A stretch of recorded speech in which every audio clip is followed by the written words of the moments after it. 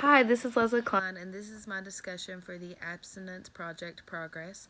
My target behavior was centered around eating habits. It has been my goal to stop eating out of habit and choose healthier food choices, and part of that was giving up sugar. Fetting's text brought out some societal pressures to soothe oneself with food or beverage. And while I rarely feel the need to handle life stressors with alcohol, I do tend to look for comfort food. My motivation behind this decision was for my family, for my children to be able to be more active in their lives and have more energy, but also it was scripture based because the scripture does say that our body is a holy temple for God's Spirit and that we should offer it as a living sacrifice. I felt the Spirit prompting me to make it a worthy sacrifice. And once I set my mind to it, it actually wasn't super difficult in the beginning.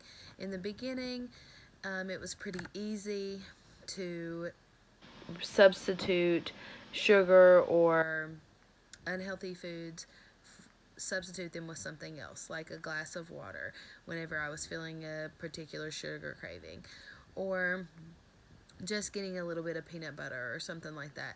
That was easy in the beginning, but I got a couple days in and I found myself physically feeling the effects of it. I started getting kind of drowsy, a little nauseated. I got a few headaches, and I realized that I was withdrawing from the lack of sugar, and then my body was kind of trying to detox from all the impurities that I wasn't putting in my body.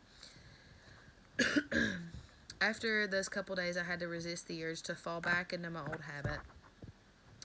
And I realized that how crucial it was to replace the bad thing with the good thing. And I think that is a huge part of our recovery.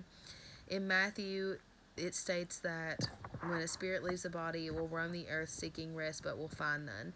Then it will return to its original home, and if it finds it empty, it will take 7 other spirits more wicked than itself and dwell there. That is a huge scripture whenever it comes to relapse, because oftentimes relapse is so much worse and it leaves you in such a worse state than you were before. I believe that accountability is a huge part of it as well. For me, it has made it easier to follow through after I told my husband what I was doing.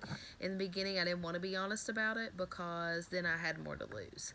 Then I wasn't just disappointing myself, but I was disappointing another person. So the accountability has kind of put me in the spotlight and given me someone to encourage me along this journey as well. I expected change to be immediate, and that was part of the struggle, was that I wanted to automatically feel better. But as I mentioned before, the initial effects were not very pleasant.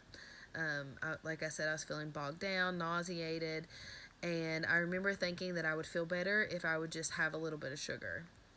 And whenever I would think of that, I would actually remember a saying from Narcotics Anonymous that says, "One is one too many and 1,000 is never enough." And that was whenever I really started relating my abstinence to that of a drug or alcohol abuser. So I would give my progress a 7. I have had some slip ups. I've eaten later than I vowed to from time to time. I've snuck a little bit of my kids' cookie cake. But overall, I've made real progress on my journey for healthier eating habits, and I'm really interested to find out what more I can learn through this. Thank you.